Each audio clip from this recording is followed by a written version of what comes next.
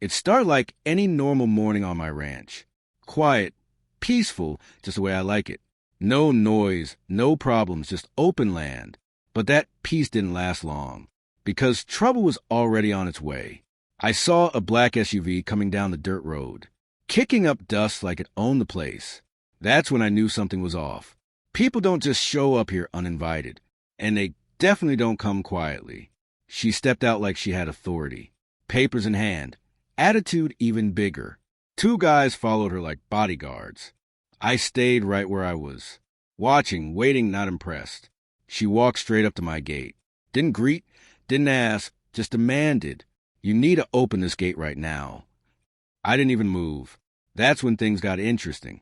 I looked at her for a second. Calm, no rush, no reaction. "This is private property," I said. Simple words, nothing complicated. But she didn't like that answer. She waved her papers like they meant something here. "We represent the HOA," she said loudly, as if that gave her power over my land. I just shook my head slightly. She clearly had no idea who she was dealing with. I pointed at the sign on the gate, right in front of her face. "Read it carefully," I told her.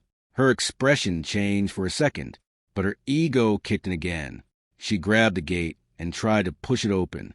The chain didn't even move. Her frustration was building fast. I stayed exactly where I was, because I knew what was coming next. Then I heard another engine behind her, a police SUV pulling up slowly. She smiled like she had backup now, but I didn't react at all, because this was about to flip. The officer stepped out and walked over. She immediately pointed straight at me. "He's refusing access," she complained.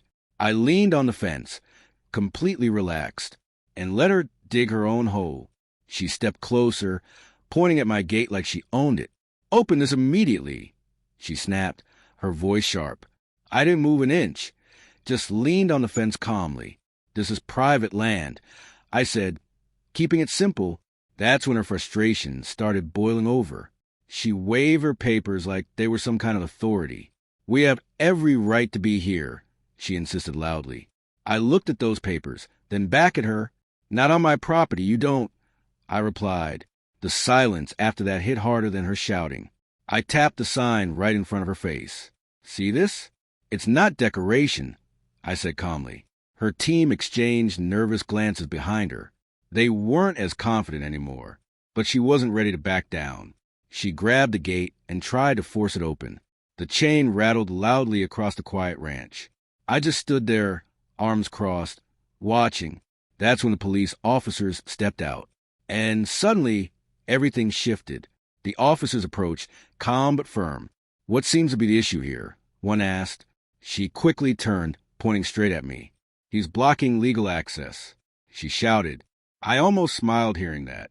I explained everything clearly, step by step, showed them exactly where my land begins.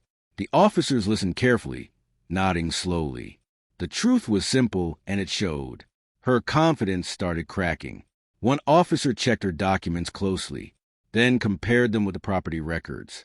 His expression changed almost instantly. He looked up at her, not impressed. And that's when reality hit her. "Ma'am, you're trespassing," he said firmly. Her face froze in disbelief. "That's not possible," she argued back. But the officer didn't budge this time. The situation had officially flipped. She tried arguing her way out of it, raised her voice, made bigger claims. But the officer stayed completely calm. Facts were facts, nothing more. And she was clearly on the wrong side. Her own team started stepping back slowly. No one wanted to be part of this anymore. The confidence she walked in with was gone. Now it was just panic and frustration. And I hadn't even raised my voice once. "Leave the property immediately," the officer ordered. There was no room left for argument. She stood there frozen for a moment, then slowly turned toward her car, defeated but still furious. She walked off, but not quietly. "You'll regret this," she shouted back. I just leaned on the fence again. "I doubt that," I replied calmly, and that clearly made it worse for her. The officers stayed a moment longer. We talked briefly, just clearing things up. They already knew I was in the right. Soon after, they headed out too, and just like that, peace returned. The ranch went silent again. No shouting, no chaos, just open land. I looked out across my property. Everything exactly where it belongs. The way it should always be. I double-checked the lock on the gate. Not because I had to, but because I could. This land wasn't up for debate. And it never will be. Not for anyone. I headed back toward the house slowly. No rush, no stress, just peace. Some people don't understand boundaries, but they learn eventually, one way or another. Their cars disappeared down the road, leaving nothing but dust behind, just like their authority here. Gone as quickly as it came, and not coming back anytime soon. I sat down on the porch for a moment, took it all in quietly. This land wasn't just property. It was mine, earned and protected, and today proved that. As the sun started going down, everything felt even more calm. No noise, no conflict, just silence. The kind you don't take for granted, especially after a day like that. Some people think they can control everything until they run into the wrong property. My land, my rules isn't just a phrase. It's a line you don't cross. Backhand index pointing right, like subscribe. And tell me, where are you watching from?